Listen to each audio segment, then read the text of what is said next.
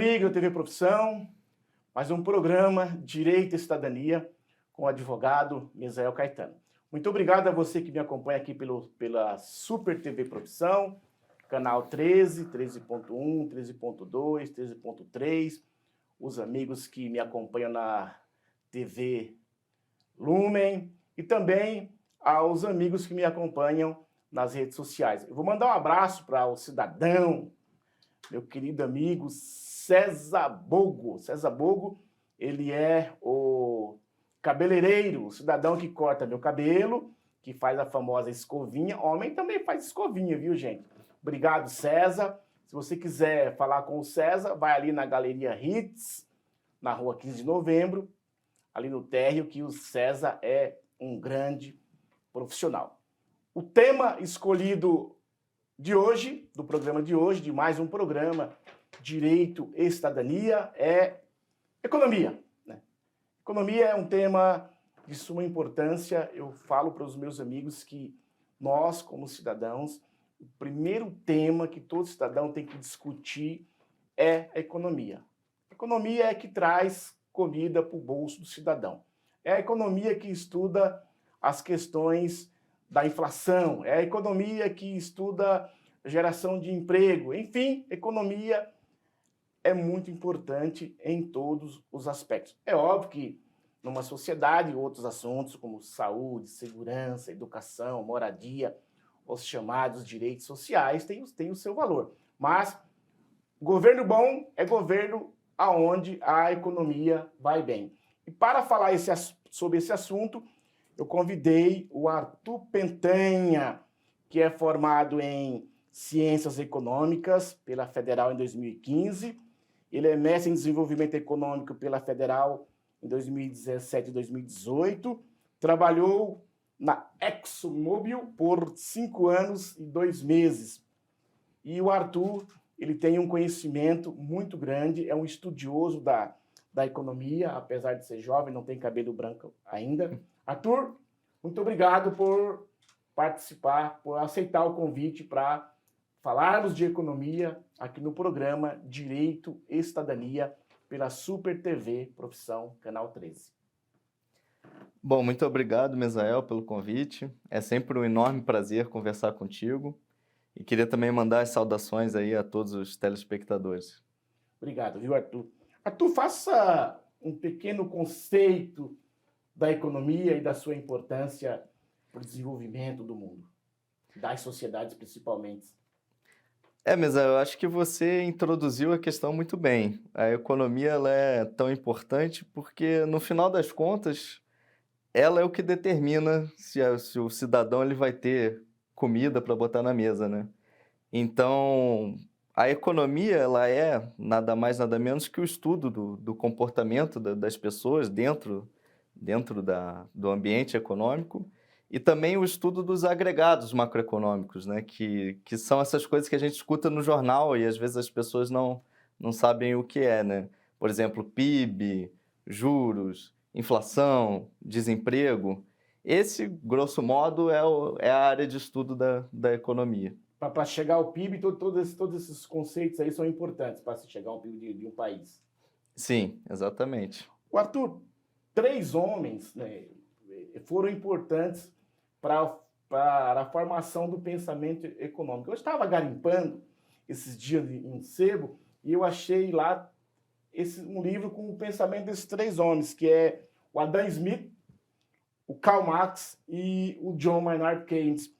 Eu gostaria que você fizesse a importância desses homens, desses 3 homens, para o pensamento econômico mundial, a cada um na sua época, porque um é de 1700, um é de 1800 e um é de 1900, chegando ao final de 1900 e ao início do século passado. Então, esses 3 homens foram importantes para a formação do pensamento econômico e das economias no mundo hoje. Eu queria que você falasse desses 3 homens.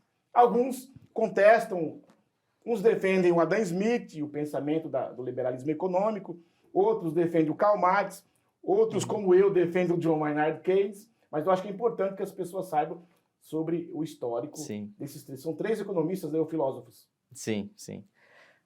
Bom, primeiro vamos começar pelo que veio antes, né? Que é o Adam Smith, que acho que é um nome que a maioria das pessoas já ouviu esse nome, né? Adam Smith, aquela história da mão invisível, que, que as pessoas às vezes até fazem piadas, né? Da mão invisível do mercado e tudo mais. Bom, qual que foi a importância do Adam Smith para a economia? O Adam Smith, ele é considerado por muitos como o fundador da economia como uma ciência. A economia, sempre houveram pensadores que pensaram na economia, mesmo antes de Adam Smith. Na verdade, economia, inclusive, é uma palavra de origem grega. Então, desde a Grécia Antiga, já havia essa preocupação com a economia, com o estudo da economia. Mas o Adam Smith, ele foi o primeiro cara que ele conseguiu fundar uma escola de pensamento econômico. Então, por isso ele é considerado o fundador da economia como uma ciência independente. Porque os que vieram antes do Adam Smith, até o Adam Smith, inclusive, na verdade, eles estudavam filosofia. E aí, dentro da filosofia, eles acabavam embarcando em alguns temas econômicos e tudo mais. A partir do Adam Smith, a economia passou a se diferenciar da filosofia como um ramo de estudo diferente.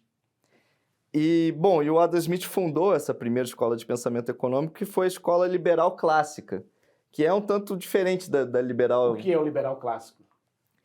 O liberalismo clássico, ele se baseia naquele princípio do laissez-faire, que basicamente quer dizer em francês deixar fazer. Deixa fazer, deixa passar. Deixar fazer, deixar passar, exatamente, Mesão.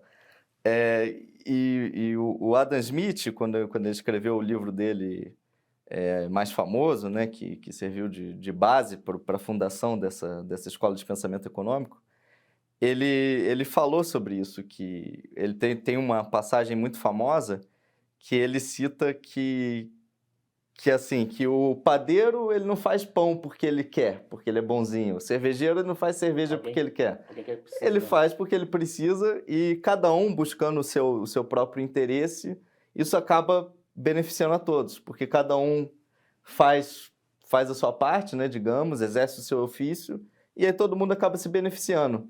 E isso, inclusive, na visão do Adam Smith, ocorre a nível dos países.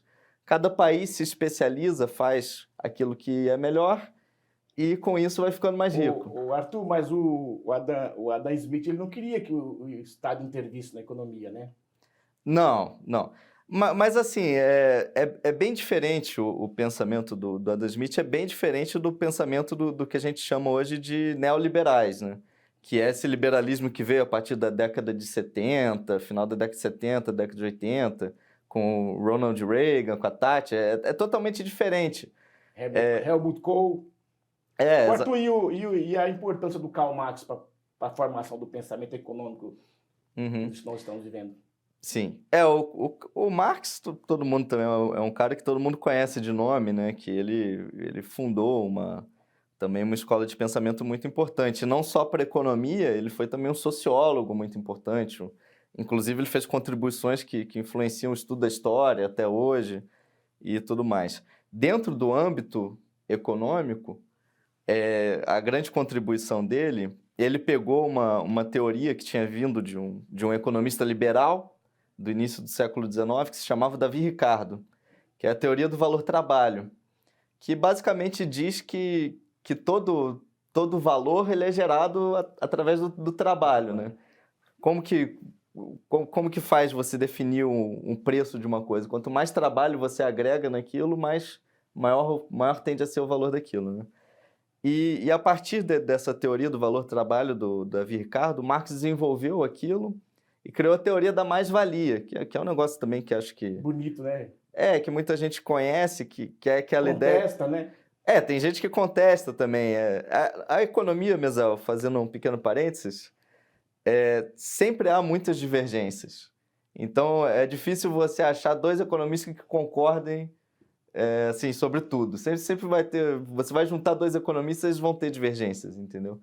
Então, apesar de ter criado uma escola muito importante para o pensamento econômico, Marx, tem outros que contestam, assim como tem outros que contestam Smith, Keynes... E o John Maynard Keynes? Que esse é o meu preferido.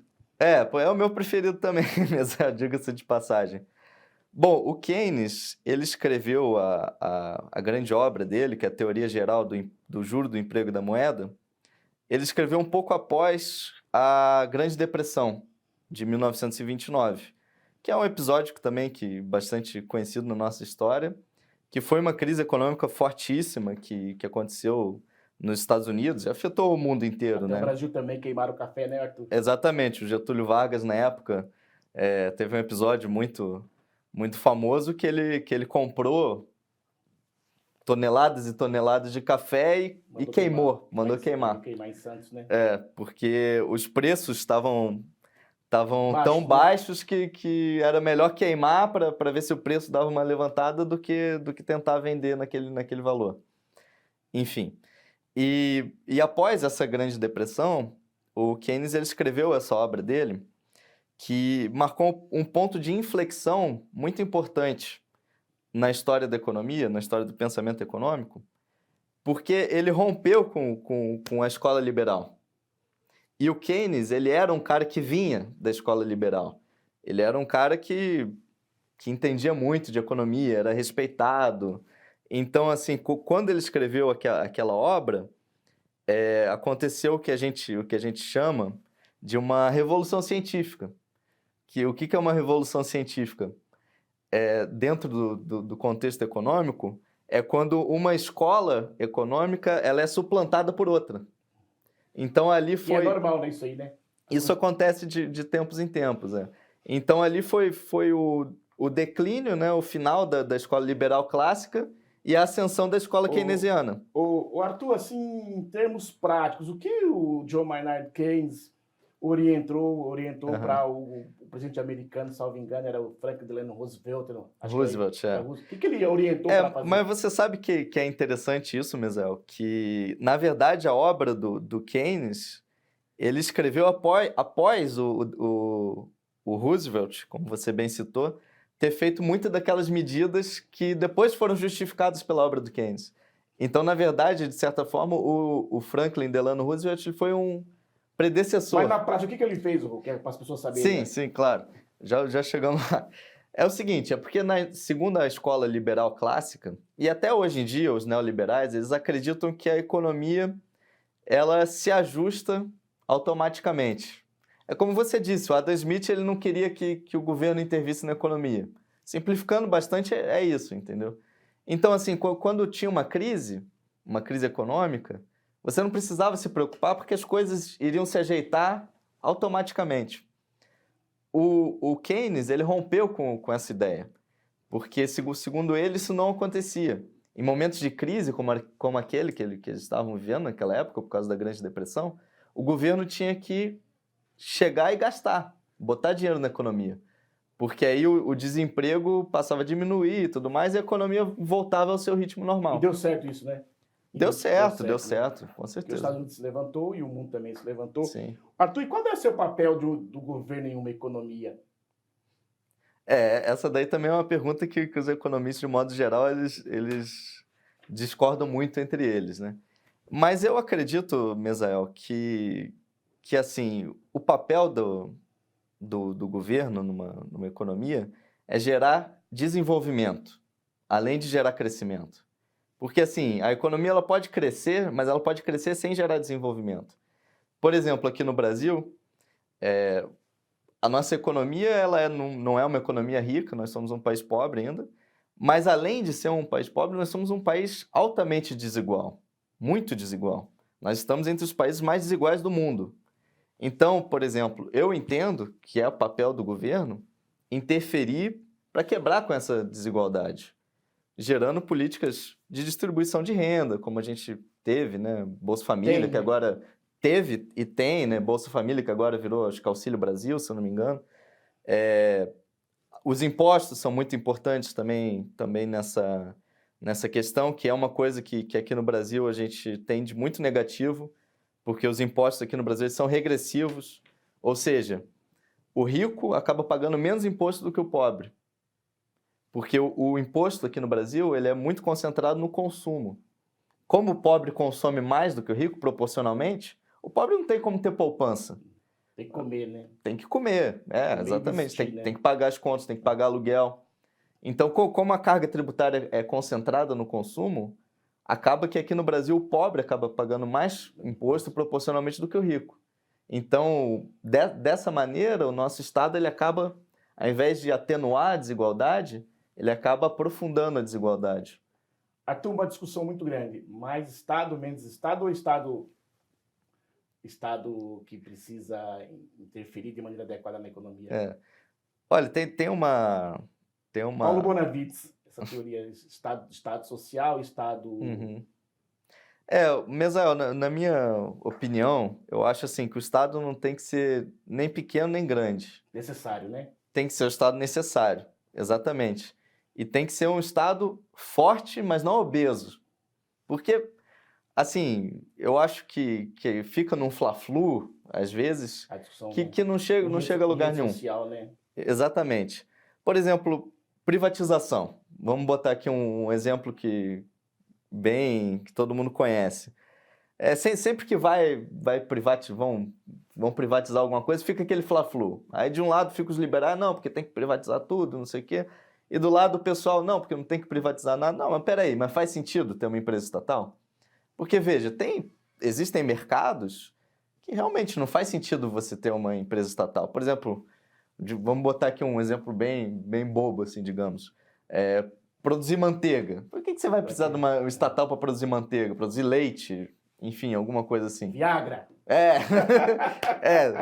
Viagra acho que eles iam gostar, enfim. Mas assim, mas existem mercados que a iniciativa privada não dá conta. Deixa eu te dar um exemplo bastante importante aqui para o nosso país também. O saneamento básico. O nosso país tem índices de cobertura de saneamento básico muito ruins até hoje. De África, né, Arthur? Exatamente. E isso é uma coisa que a iniciativa privada simplesmente não vai resolver. Não vai, né? Não vai resolver por uma questão muito simples. Não dá retorno. Não dá retorno, exatamente. Uma empresa, ela explorar o saneamento básico em uma metrópole, que nem Curitiba, São Paulo, Rio de Janeiro, aí dá retorno. Mas essa não é a realidade de boa parte da nossa população. São poucas. Você pensa uma cidade pequena, uma cidade de... Aqui no Paraná a gente tem muita cidade que não tem 20 mil habitantes. Arthur, e qual a perspectiva para a economia esse ano de 2022, né? Porque o ano passado teve a pandemia, infelizmente, o mundo patinou, né? As economias não cresceram. E o Brasil esse ano volta a crescer? Vai ficar estagnado? Qual a tua visão para o Brasil esse ano? A perspectiva, Mesael, é que a economia permaneça em ponto morto, vamos colocar assim, praticamente sem crescimento nenhum, e em termos per capita até decrescendo um pouquinho. O último Boletim Focus é um relatório do... É o melhor, Arthur? É o mais confiável? É a expectativa de mercado, vamos botar assim. Nem sempre acerta, mas assim, você pode balizar o que você acha que vai acontecer por ali. Nem sempre acerta, porque ninguém tem bola de cristal, entendeu? E é que nem estatística, né, de eleição, né? Exatamente. Ninguém tem bola de cristal, né? A expectativa é que a economia cresça apenas 0,5% esse ano. É pouco, né, Arthur? É pouquíssimo, porque, veja, a nossa população, ela cresce uma média de, atualmente, 0,7%, 0,8% ao ano. Ou seja, a economia vai crescer menos do que a população. Então, em termos por pessoa, per capita, a gente vai terminar o ano mais pobre do que a gente... Porque a China, nos últimos anos, ela vem dando um show em crescimento econômico e alguns países como o nosso, principalmente os países aqui da América do Sul, não conseguem crescer. Por que patina? Porque eu faço... Às vezes eu me questiono, poxa vida, por que o Brasil é um país tão rico como é? Agricultura desenvolvida, um parque industrial desenvolvido, e o país não cresce, e a China... Em 10 anos, eles deram um salto assim, na sua economia, termos assustadores, estão dominando o mundo aí. Tem que se comparar, é óbvio, né, essas realidades. Por que a China cresce tanto e o Brasil não cresce? É bastante interessante essa tua comparação, porque se a gente pegar historicamente, houve um período na história que o Brasil era a China do mundo. O Brasil foi, entre 1930 e 1980, que foi ali o período que a gente se industrializou fortemente, era um dos países, se não foi, se eu não me engano, acho que foi o segundo que mais cresceu durante esse período, ou se não foi o primeiro. Então, assim, a gente era a China do mundo. E aí, a partir ali da década de 80, que teve aquela crise toda da dívida externa, inflação galopante e Da tudo mais. OPEP também, que correu em 70, né? Sim, a gente nunca mais conseguiu ter esse crescimento vigoroso e sustentado, né? Nunca mais aconteceu na nossa história. A gente teve um período de crescimento entre 2003 e 2013, a gente teve um período de crescimento relativo, não foi tão grande quanto costumava ser, e também em termos, comparando com outros países, também não foi tão alto assim. Mas o que eu acho que é a grande diferença, Misael, que é a questão, é que o Brasil ele passou a perder a importância, ter menos importância da indústria. E eu acho que para um país de renda média, como o Brasil, a indústria ainda é muito importante. Porque em alguns países ricos, muito ricos, Estados Unidos, Inglaterra, você vê que lá também a indústria vai perdendo importância, mas é porque, por outro lado, vai crescendo a importância de serviços de alto valor agregado. Por exemplo, aplicativo, indústria de aplicativo, de software. Aqui no Brasil, a indústria perdeu a importância e o que ganhou espaço relativamente foram serviços de baixa qualificação. Qualidade, né? Por exemplo, restaurante, cabeleireiro, etc. Nada pessoalmente contra esse tipo de emprego, de Arthur, serviço. por que a inflação está tão alta? E por que também, eu vou colocar uma pergunta da outra, e por que o trabalhador vem perdendo poder de compra? Uhum. Bom, a questão da inflação, os economistas eles dividem a inflação basicamente em dois tipos: inflação de demanda e inflação de oferta. A inflação de demanda, vou usar uma analogia aqui para ficar fácil de entender. A inflação de demanda é quando a economia está muito aquecida, quando as pessoas os salários estão aumentando, está todo mundo empregado, então você passa a ter muita demanda e aí os preços começam a subir. É como se você tivesse um carro, digamos. Você está na velocidade máxima do teu carro, sei lá, 140, 160 por hora. Se você continuar acelerando, teu carro, ao invés de aumentar a velocidade, ele vai aumentando a temperatura. A inflação de demanda é como se fosse isso. A inflação de oferta, por outro lado, não significa que você está no máximo da velocidade do teu carro. É como se o teu carro tivesse com um problema mecânico. Digamos, você esqueceu de trocar o óleo do teu carro. Aí a temperatura do motor do teu carro também começa a aumentar. Mas não é porque você está no limite da velocidade, é porque você está com um problema mecânico ali. Arthur, o tempo passa, o tempo voa. Eu vou deixar aquela segunda pergunta que eu fiz para fazer a última pergunta para você. Quais as medidas econômicas que o futuro presidente do Brasil deve tomar para o país virar uma China, como todo mundo fala? Uhum. Bom, Mesa, eu acho que, juntando tudo que a gente conversou aqui, a questão fundamental, a questão de fundo, digamos, estrutural, é a falta de peso da nossa indústria atualmente na nossa economia. Então, eu acho que no longo prazo, o governo tem que olhar nessa direção. Tem que ver por que a gente está perdendo indústria aqui no país e o que a gente tem que fazer para reverter isso. Essa é a questão de longo prazo. De curto prazo, a questão conjuntural, é porque a gente vem com uma insuficiência de demanda crônica, que vem desde lá o final do governo da Dilma, que a economia começou a ir mal, e que desde então a gente não conseguiu se recuperar. Então, como você, como um bom fã do Keynes sabe, está no momento do governo começar a O Estado, né, injetar dinheiro. injetar dinheiro, principalmente através de investimento público.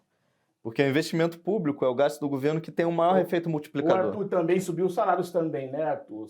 Os empresários têm que acordar que ver que os trabalhadores com dinheiro no bolso é a economia girando e Sim, isso também, sim. Arthur? Claro, claro.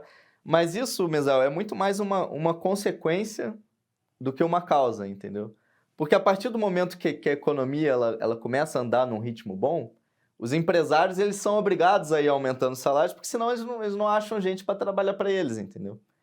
Então, a partir do momento que a economia entra numa trajetória ascendente, digamos, é uma coisa natural que os salários eles vão aumentar, né? aumentar. Arthur, Exatamente. suas considerações finais. Bom, novamente eu gostaria de agradecer aqui o convite do Mesael, que é um grande amigo. Gostaria de agradecer a todos que assistiram. E, bom, as minhas considerações finais é não perder a esperança, porque a gente está passando por um período muito ruim na economia do Brasil. Historicamente, na nossa história republicana, é o pior momento da nossa economia. Mas não há mal que dure para sempre, não é verdade? Tudo passa, né? Tudo passa, tudo passa. A economia ela é cíclica. Então, mais cedo ou mais tarde, a gente vai sair do buraco. Espero que mais cedo do que mais tarde. E as coisas vão ficar melhor para todo mundo. Pois é, vou agora imitar que depende de nós que o circo esteja armado, que o palhaço seja engraçado e que a vida permanecerá. Muito obrigado a você que me acompanhou aqui pela TV Profissão, Super TV Profissão, Canal 3, e você que me acompanhou pela TV Lumen. Muito obrigado a você que me acompanhou pelas redes sociais, muito obrigado a você que me acompanhou pelo satélite. Um abraço a todos e mandar mais uma vez um abraço ao meu amigo César Bogo, que está cuidando do meu cabelo. E até um próximo programa, se Deus quiser.